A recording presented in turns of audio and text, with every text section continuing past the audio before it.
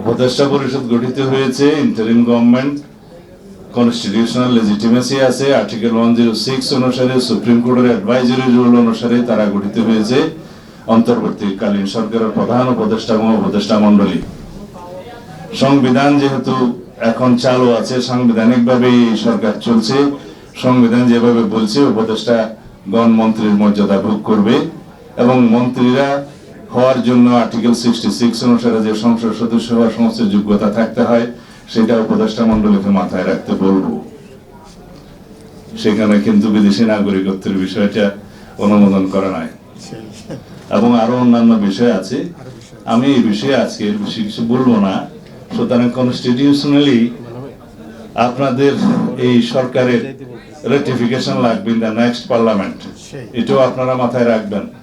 এবং রেটিফিকেশন লাগলে এই লেজিটিমেসি কিভাবে দেয়া হবে, কোন জায়গায় দেয়া হবে, সেটাও আমরা বিবেচনা করব। সুতরাং জনগণের পক্ষে, আপনারা গণতন্ত্রের পক্ষে এবং অতি দ্রুত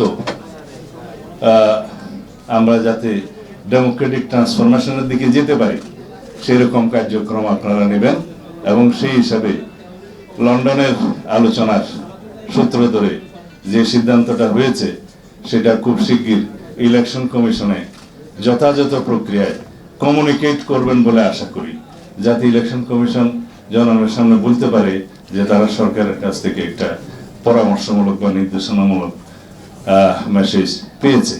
আশা করি এর বেশি আজকে বলা ঠিক হবে না। আমি যেহেতু অনেক সময় হয়ে গিয়েছে সেজন্য আর বেশি বক্তব্য দিতে চাই না। আপনাদের সকলকে আমার বক্তব্য শোনার জন্য কৃতজ্ঞতা প্রকাশ করছি। ধন্যবাদ।